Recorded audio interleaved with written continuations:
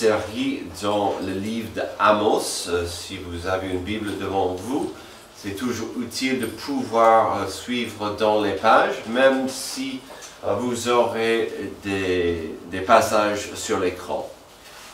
D'accord? Donc, aujourd'hui, on va quand même regarder plusieurs versets. On va regarder la première moitié de Amos chapitre 5 dans cette série simple. Alors, je pense que avec tous les gens que je vois, vous comprenez un peu la notion de simple. C'était un homme simple, un berger qui a reçu l'appel de Dieu d'aller proclamer un message assez simple. C'était le message que le peuple a échoué, le peuple n'était pas fidèle à Dieu et que la justice et le jugement de Dieu venaient, même si la vie était plutôt belle pour eux à cette époque. Donc, et puis on a vu depuis le début de cette série que les messages d'Amos nous parlent toujours aujourd'hui. Des mêmes problèmes qu'il y avait à l'époque sont de l'actualité pour nous aujourd'hui. Et donc, voilà. Comme introduction, il me semble qu'assez souvent, quand je me lance dans une introduction pour une prédication, je vous donne la phrase suivante. Il n'est pas mon désir ou mon but de vous déprimer ni vous décourager avec ce que je vais partager, mais, et puis qu'est-ce que je fais? Je vous décourage avec des choses un peu négatives. Alors devinez ce que je dirai ensuite. Non, c'est même pas ça. Il n'est pas mon désir aujourd'hui de vous donner faim. Mais, parlons brièvement du club sandwich. Amen. Est-ce que les gens ici aiment le club sandwich? Moi, j'adore. C'est vraiment quelque chose que j'aime bien. Ce sandwich, avec ses 3 tranches de pain grillé et sa garniture généreuse, cache pourtant une histoire fascinante qui remonte à la fin du XVIIIe siècle, avec ses couches soigneusement empilées de viande, bacon, laitue, tomates, mayonnaise. Il symbolise à la fois simplicité et sophistication. Découvrons ensemble les origines, son évolution et la raison de sa popularité mondiale. Les origines américaines du club sandwich. L'histoire du club sandwich commence aux États-Unis où il aurait été créé à la fin des années 1800. Bien que plusieurs récits existent, la version la plus largement acceptée attribue son invention au Saratoga Clubhouse, un club privé situé à Saratoga Springs à New York. Ce club exclusif, fréquenté par les élites de l'époque, est célèbre pour avoir donné naissance à ce sandwich devenu iconique. Selon la légende, en 1894, le chef du Saratoga Club aurait assemblé des ingrédients simples déjà disponibles dans la cuisine pour préparer une collation rapide et savoureuse. Vous commencez à avoir faim. Il a utilisé du pain grillé, du poulet et de la dinde froide, du bacon croustillant, de la laitue et des tomates fraîches. Le tout lié avec une touche de mayonnaise. Ce mélange servi chaud ou froid aurait immédiatement séduit les membres du club. On va pivoter à notre passage du jour pour voir pourquoi je vous parle des clubs sandwich. Oui, pourquoi?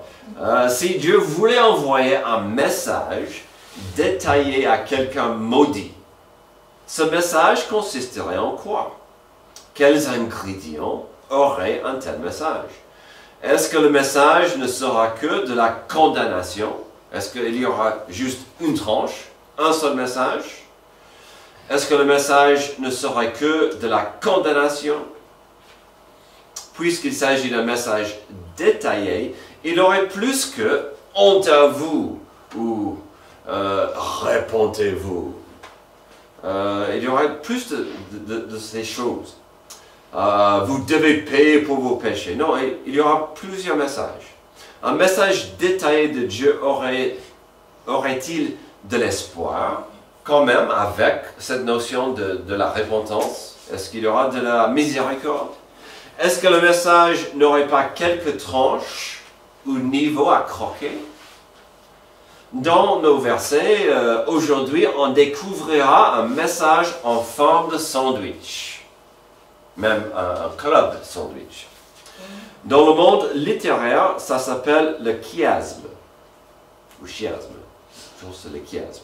Il y aura plusieurs niveaux ou tranches ou ingrédients au début. Au milieu, on trouvera la vérité capitale du message, puis on retrouvera des mêmes tranches, des mêmes ingrédients pour terminer et clôturer la proclamation. Donc, ce que nous aurons, on verra dans notre passage, on verra, donc vous aurez là nos petits points du message.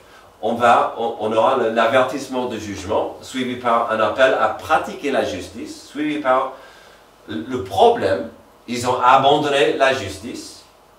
Au milieu sera vraiment le centre du sandwich. Une annonce de la puissance de Dieu et sa présence. Et puis on va répéter les mêmes choses que on a déjà vues. Abandon de la justice, appel à la pratique à la justice et avertissement de jugement. Donc, vraiment, ces choses, la viande au milieu, et puis on va revoir les mêmes choses. D'accord? Donc, vous avez déjà les points, si vous prenez des notes. Voilà. Existe-t-il un espoir pour quelqu'un séparé de Dieu? On est tous séparés de Dieu, on est nés pécheurs. Est-ce que ces gens, est-ce qu'ils ont un espoir? Pouvons-nous savoir ce que Dieu aimerait exprimer dans une telle situation? Et je vous suggère que vraiment dans la Bible, on verra toutes ces tranches. Toutes ces tranches se trouvent dans les messages que Dieu donne au peuple. Donc au début, comme je vous ai promis, on verra un avertissement de jugement. Verset 1. Écoutez cette parole. Cette complainte que je prononce sur vous, communauté d'Israël. Elle est tombée, elle ne se relèvera plus. La Vierge d'Israël, elle est couchée par terre et personne ne la relève. Oui, voici ce que dit l'Éternel, le Seigneur l'Éternel. La ville qui mettait en campagne 1000 hommes n'en conservera que 100. Et celle qui mettait en campagne 100 hommes n'en conservera que 10 pour la communauté d'Israël. Alors, heureusement, Dieu est juste, il est aussi miséricordieux. Quand Dieu a des attentes de justice pour quelqu'un, il ferait en sorte que la personne ou des gens concernés comprennent la menace et les dangers qu'ils courent. Donc ici, au verset 1, ce que nous avons, c'est un avertissement fort. Le langage originel est frappant. Parfois, ça se perd dans la traduction. Ici, nous avons avec le mot complainte, d'accord, ce mot, en fait, le mot veut dire un chant funèbre. Un chant funèbre. Donc, c'était un chant spécial pour annoncer une mort. Donc, ce mot, ils ont compris. On a un chant funèbre qu'on va chanter normalement quand on va vers le tombeau pour mettre le corps au sol. Donc, ce n'est pas juste une complainte, c'est vraiment un chant pour annoncer la mort. C'est un peu lourd, c'est un peu fort quand même. Et ces gens auraient compris, ce mot complainte parle de la mort. Oui, donc, fin bref, même au verset 1, le message de Dieu, c'est que vous êtes morts. Il dit, vous êtes morts, et on voit ici, Israël, à une époque, elle était magnifique, elle était comme une vierge qui va à son mariage. Aujourd'hui, elle n'est plus dans cet état. Elle est vraiment vers la mort. Elle ne peut pas rester debout. Elle a perdu toute sa gloire. C'est pourquoi le verset 2 était à la fois un avertissement sévère, mais aussi difficile à absorber pour ce peuple qui était trop à l'aise. Parce qu'il dit, on a un avertissement de jugement à venir. Vous savez, pourquoi il y a tant... Donc les gens étaient dans l'aise, ils étaient affluents, ils avaient une belle vie, et Amos vient pour dire, vous êtes morts. Vous êtes comme The Walking Dead. Vous êtes des zombies, vous marchez sans compréhension que vous êtes, vraiment vous avancez vers la mort. Vous savez pourquoi? Il y a tant de gens qui se disent athées, à mon avis. Ils veulent ignorer de tels avertissements de Dieu. Que Dieu, c'est un Dieu de justice. Dieu, c'est un Dieu de justice. Aujourd'hui, et les attentes de Dieu, de sa justice à venir. Les gens veulent ignorer Dieu afin de rester ignorants au cas où. J'en ai parlé hier avec Roberto. Comme ça, les gens comme ça, ils espèrent de rester dans un état où je ne suis pas redevable. Si je dis, je n'existe pas, je ne veux pas s'il existe, comme ça, je ne serai pas redevable à ses attentes et à sa justice. Et donc, on voit ce premier avertissement que le jugement arrive. Ensuite, notre deuxième détail dans son message à l'humanité maudite se trouvera un appel à pratiquer la justice. C'est logique. S'il dit, l'avertissement arrive, le jugement arrive parce que vous avez oublié votre Dieu, comment pratiquer la justice, je vous rappelle que la justice est toujours là devant vous. Vous pouvez pratiquer la justice. Verset 4. En effet, voici ce que dit l'Éternel à la communauté d'Israël. Cherchez-moi et vous vivrez. Ne cherchez pas Bethel, n'allez pas à Gilgal, ne passez pas à Beersheba, car Gilgal sera exilé et Bethel deviendra une ruine. Cherchez l'Éternel et vous vivrez. Sinon, il fondra comme le feu sur la famille de Joseph, un feu qui la dévorera, sans personne à Bethel pour l'éteindre. En 3 petits versets se trouvent tant de richesses et vérités profondes. Aujourd'hui, cette semaine, j'ai décidé de faire un survol de la première moitié du chapitre 5. Mais quand j'ai vu ces 2 versets, je me suis dit, mince, peut-être j'aurais dû me camper dans ce passage parce qu'il y a tant de vérités profondes, mais on va survoler ça. Brièvement, voyons quelques trésors ici. Si le jugement tombera, ça va de soi du coup que nous avons ici un appel à pratiquer la justice, car le besoin y est. Au verset 4 se trouve un des versets le plus puissant et riche dans toute la Bible. Ici, on aime bien Jean 3,16. Magnifique, incroyable. On aime bien le psaume 23. Parfois, on oublie ce verset. C'est incroyablement riche et profond. Dans notre survol, aujourd'hui, on couvrira 17 versets.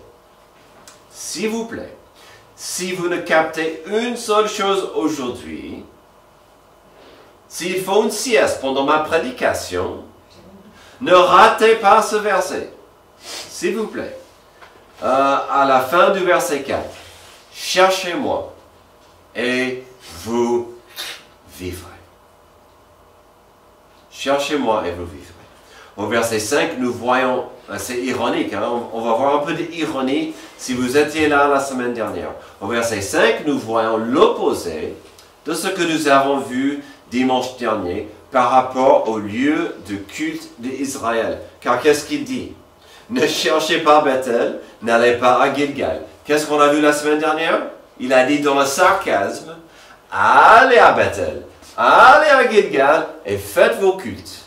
Allez pratiquer votre religion dans ces lieux de culte parce que vraiment c'est n'importe quoi ce que vous faites. c'est vraiment quelque chose qui offense Dieu. Aujourd'hui, il laisse à côté le sarcasme pour dire, non, non, arrêtez de chercher la réponse à Gilgal, arrêtez de chercher des réponses à Bethel. Ces lieux de culte ne peuvent pas vous aider. Votre religion ne peut pas vous aider. S'il y a un peu d'espoir dans ce deuxième point, si tout n'est pas perdu, s'il y a un peu de consolation dans cet appel de pratiquer la justice, c'est que Dieu est en train de dire aux individus que la repentance est toujours disponible et que quelqu'un doit simplement venir à Dieu dans l'humilité. La nation était fichue, mais il dit aux gens, si vous voulez vivre, cherchez Dieu. Quel espoir! Cherchez-moi et vivrez. Ah, mais sinon, le résultat final est logique de quelqu'un qui refuse la miséricorde de Dieu est évident au verset 6. C'est pourquoi il cite Ephraim et Manassé, les fils de Joseph. Ils étaient les tribus les plus forts, les plus évidents, les plus magnifiques entre les 10 tribus d'Israël. C'est pourquoi il va parler des fils de Joseph. Il dit, alors, c'est pas la peine, même les plus fortes tribus n'ont pas d'espoir. En ce qui concerne les messages que Dieu a envoyés, des appels qui se sont enchaînés, nous avons vu un avertissement de jugement, suivi par un appel à pratiquer la justice. Et donc, ces deux choses sont liées, n'est-ce pas? Il dit, l'avertissement de jugement arrive parce que vous avez du mal à pratiquer la justice. Ensuite, on trouvera la troisième tranche dans une simple phrase. Dans un verset tout court, la faute grave du peuple, il y avait tout simplement l'abandon de la justice. Verset 7. Il change le droit en absinthe et jette la justice par terre. Alors, qu'est-ce qu'on a ici dans le verset 7? Nous avons cet abandon de la justice. Ce qui était correct, ce qui était droit, ils l'ont transformé en absinthe. Ce mot absinthe est lié dans le langage originel à ce qui est amer. Ils ont pris ce qui était bon et juste, même douce et sucré de Dieu, ils l'ont transformé en quelque chose amer, même vénéneux. Ils ont pris quelque chose de bon, c'est pourquoi j'ai ajouté ce poison. Ils ont pris quelque chose de magnifique de Dieu, ils ont dit, on va l'empoisonner, on va le ruiner. Ce n'est même pas la même chose de laisser quelque chose de magnifique de devenir pourri. Ils n'ont pas dit, la justice de Dieu est bonne, mais on va la laisser à côté pour que ça pourrit. Non, ils ont empoisonné et ruiné la justice. Puis le message continue avec cette image de prendre la justice et de la rejeter. Nous avons vu cette notion à plusieurs reprises. Le peuple comptait plus sur leur affluence, sur leur puissance, tout en pratiquant des religions qui leur convenaient. Encore le côté positif de ceci, c'est que Dieu est patient et miséricordieux. Le côté effrayant, c'est que cette patience a des limites. Alors, donc pour cette deuxième chose, ils ont pris la justice, ils l'ont empoisonnée, mais il dit encore que ils ont jeté la justice par terre. Alors, petit indice, j'ai dans mes mains des cerises.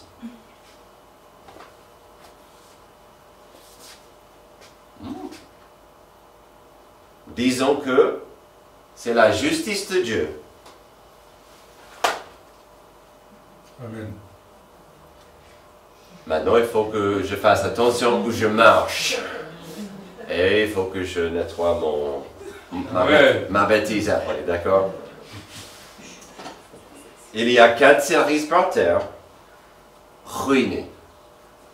Ils ont pris la justice de Dieu, rejeté, et dit, non merci, pas pour moi.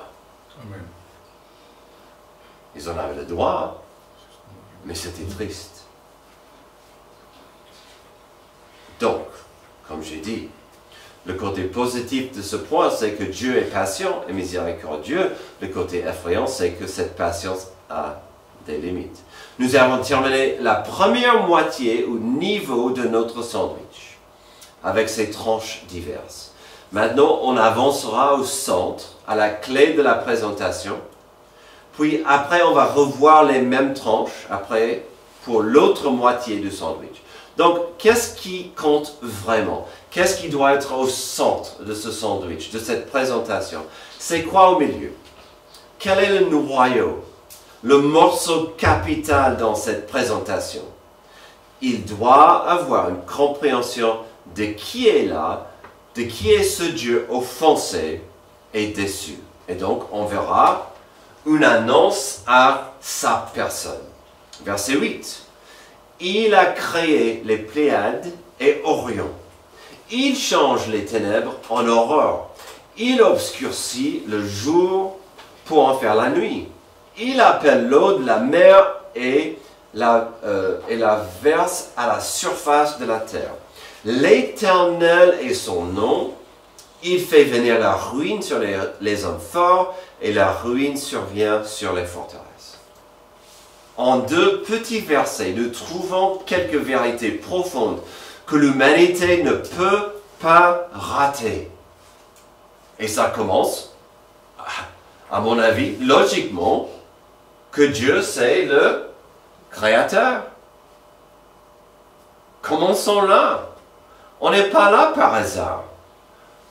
Est-ce qu'il y avait un Big Bang? Oui. Mais je sais qui a prononcé le Big Bang. C'était Dieu qui a dit. Et la lumière fut. Il y a un créateur qui a commencé, qui a le pouvoir de dire, je commence, je crée la vie.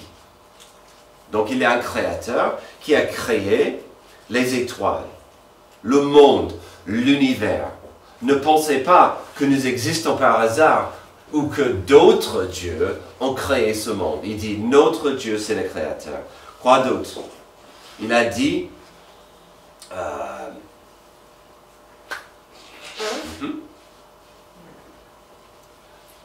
je suis complètement perdu. Ah oui, donc, le Créateur qui est puissant, nous voyons cela dans la 12e moitié du verset 8. Donc, il n'est pas que le Créateur, il est puissant. Ça se voit au verset 8, quand il dit, il peut changer les ténèbres en aurore, il obscurcit le jour pour en faire la nuit, il appelle l'eau de la mer et la verse à la surface de la terre. Et donc, ce Créateur n'a pas juste dit, je pense que je vais créer quelque chose et la lancer dans l'univers. Je peux souffler dans un ballon, mais quand je le laisse, il va partout. Non, notre Créateur tient, il a la puissance de contrôler, maîtriser sa création. Il peut gérer ces choses. Puis, qu'est-ce qu'on voit en plus? Ce grand Dieu est aussi à la fois personnel, car il a un nom. Il a un nom. À la fois, il est redoutable, inébranlable, insaisissable, mais son nom, c'est l'Éternel. L'Éternel, c'est notre Créateur. Il est puissant, mais il est aussi un Dieu qui nous donne son nom. Pourquoi? Parce qu'il est personnel. Il veut avoir une relation avec nous. C'est magnifique ce Dieu. Et puis, on voit au verset 9, une vérité éternelle. Qui peut qui peut s'opposer à lui. Il fait venir la ruine sur les hommes forts et la ruine survient sur les forteresses. Je vous encourage de ne pas vous opposer à Dieu. Qui peut s'opposer à Dieu? Il est incroyablement puissant. Puis, bien sûr, ces deux petits versets sont riches en application au niveau des vérités spirituelles. Il est le Créateur, il nous a créés, il peut changer les ténèbres en aurore. Si vous êtes un enfant adoptif de Dieu, il a pris les ténèbres dans vos cœurs et il vous a donné un nouveau cœur. Il vous a rempli avec son espoir, son amour, sa grâce, et il peut vous tenir dans sa grâce et dans sa lumière.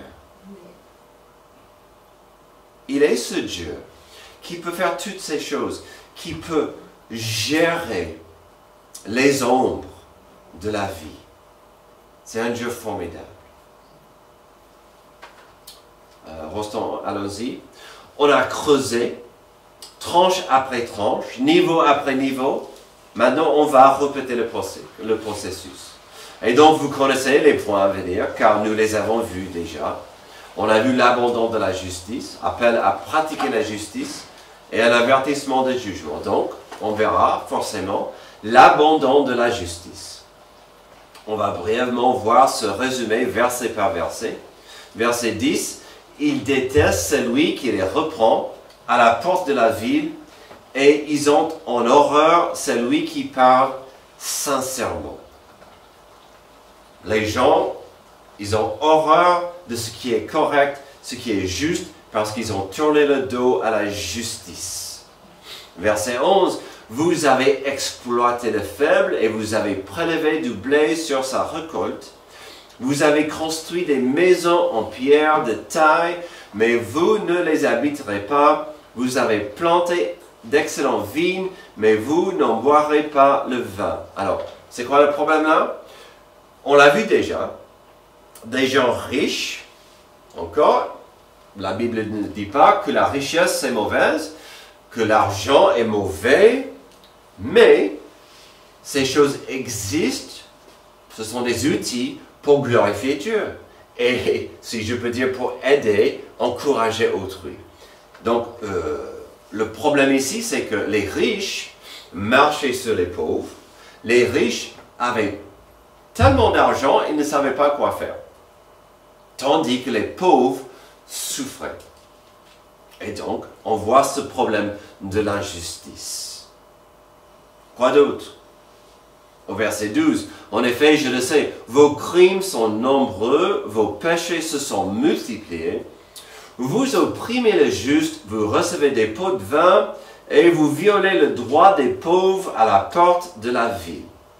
Voilà pourquoi, en des temps comme ceci, le sage se tait, car ces temps sont mauvais. » Alors, ce passage, c'est un petit résumé. Si vous étiez là depuis quelques semaines, c'est un résumé de ce que nous avons déjà vu. Les riches, les puissants ont marché sur les pauvres. On voyait qu'ils ont même pris les gens endettés, les jetés dans l'esclavage, ou ils ont pris les pauvres, les ont obligés de devenir des esclaves.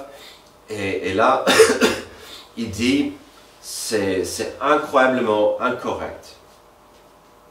Mais n'oublions jamais, il est trop facile de blâmer Israël pour la justice et la punition de Dieu et leur exil en Babylone à cause de leur idolâtrie.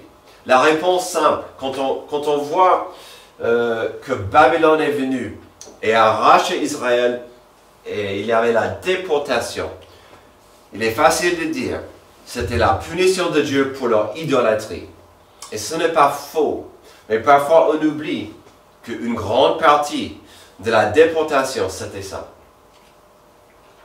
Ils avaient du mal, à la fin de la journée, d'aimer autrui. Ils avaient du mal, à la fin de la journée, d'avoir un peu de compassion, d'aider ceux qui souffraient. Et les riches marchaient sur les pauvres. Je ne sais pas si ça vous parle, je ne sais pas si ça vous rappelle quelque chose. Mais il y a cette notion, une responsabilité de bien gérer notre argent, ainsi que nos actions envers ceux qui sont plus misérables que nous. L'abandon de la justice par Israël était grave, surtout puisqu'ils étaient obstinés dans cette volonté. Ensuite, on verra bien sûr la suite. Logiquement, selon notre sandwich, on verra, ou on reverra plutôt, un appel à pratiquer la justice. Verset 14. Recherchez le bien et non le mal, afin que vous viviez, et ainsi l'Éternel, le Dieu de l'univers, sera avec vous, comme vous le dites. Détestez le mal et aimez le bien. Faites régner la justice à la porte de la ville. Peut-être que l'Éternel, le Dieu de l'univers, fera grâce au reste de Joseph. Ici, Dieu reprend son message, ses appels à Israël. Il revient à l'importance simple de pratiquer la justice. Puis, n'est-ce pas fascinant que le message se répète? Au verset 14, il dit ce qu'il disait tout à l'heure. La bonne nouvelle capitale, cherchez-moi et vous vivrez. On voit encore ce message. Avec toutes ces tranches quasiment identiques, il va dire encore, cherchez Dieu et vous vivrez. Puis la suite va de soi.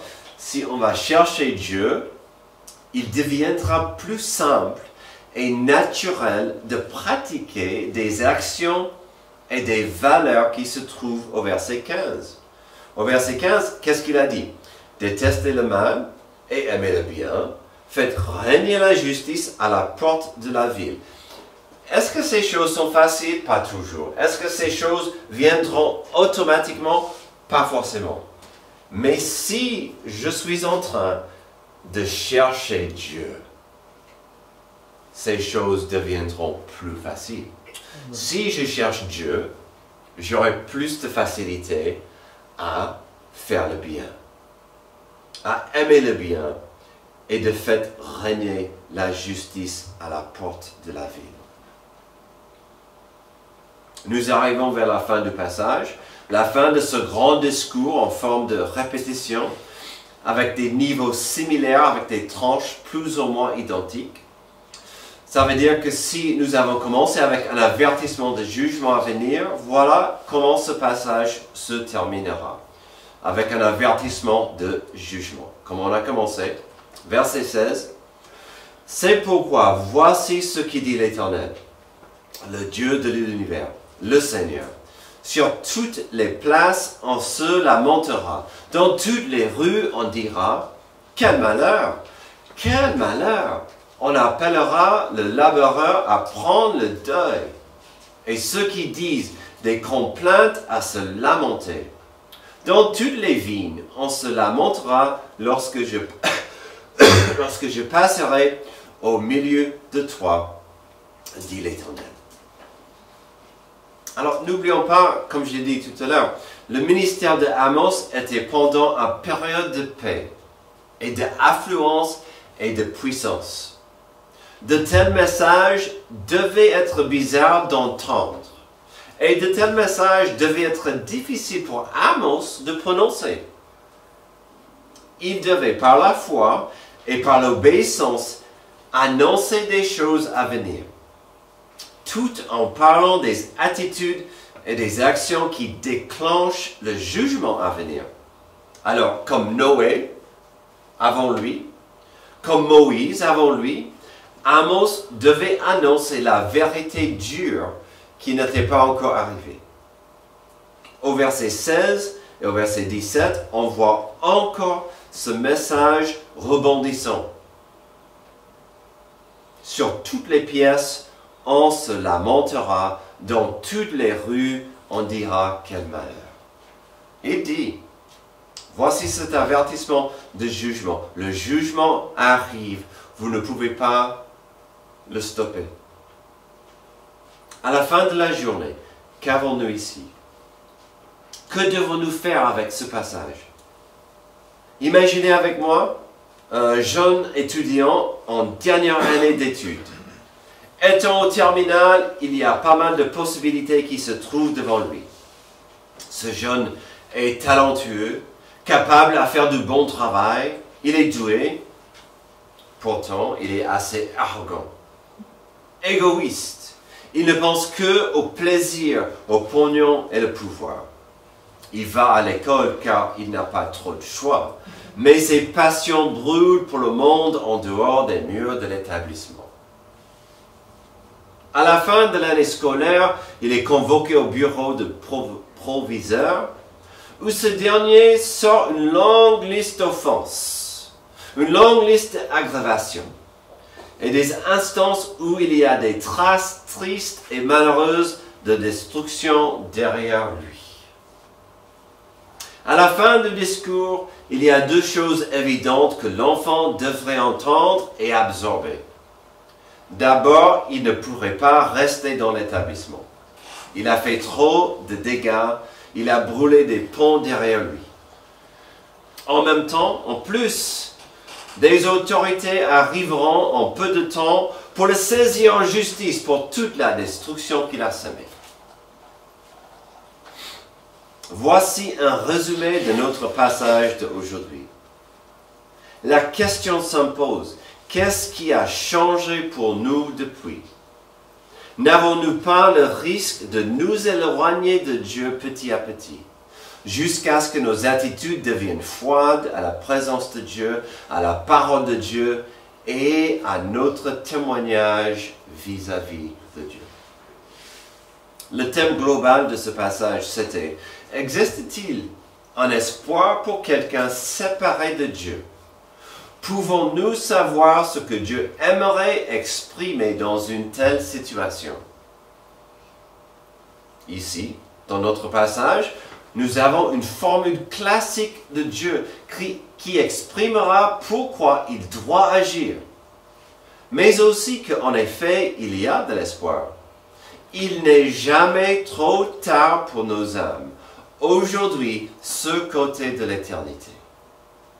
Mais il faut comprendre, il faut saisir la vérité simple que nous avons vue à deux reprises. Dieu dit, « Cherchez-moi et vous vivrez. » Cherchez Dieu et vous vivrez. Ce passage a été écrit il y a presque 3000 ans. Mais il nous parle aujourd'hui. Mais est-ce que nous écoutons? Il y a 2000 ans, Pierre a écrit un passage semblable. 2 Pierre 3. Comparons ce que Pierre a écrit pour voir s'il y a des grandes différences entre ce qu'on a vu en Amos et ce que Pierre a écrit. Sachez avant tout que dans les derniers jours viendront des moqueurs pleins de railleries. Ces hommes vivront en suivant leurs propres désirs et diront, où est la promesse de son retour? En effet, depuis que nos ancêtres sont morts, tout reste dans le même état qu'au début de la création.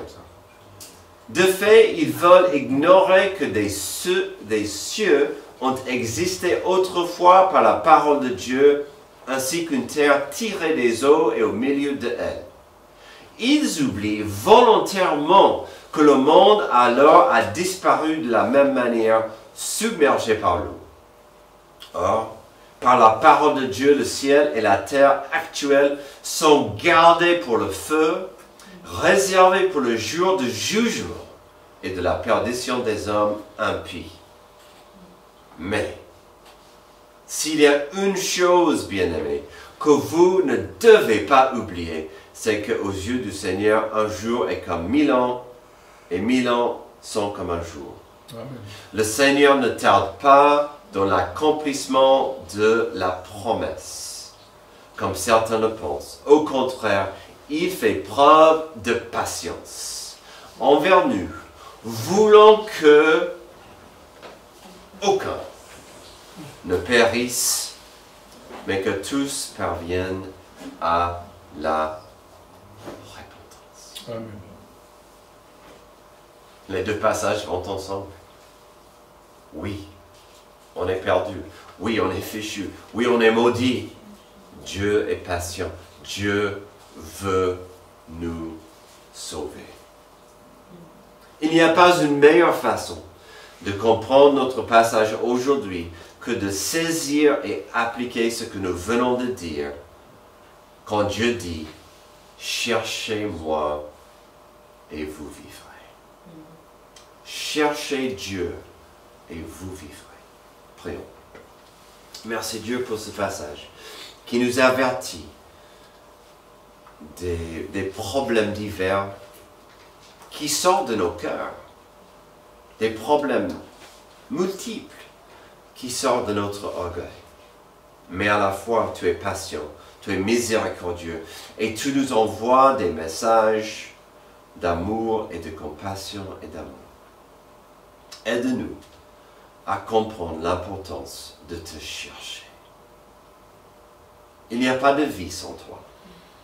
Il n'y a pas de futur sans toi. Aide-nous à comprendre et à agir. C'est dans le nom de Jésus que je prie. Amen. Amen. L'avez-vous, s'il vous plaît?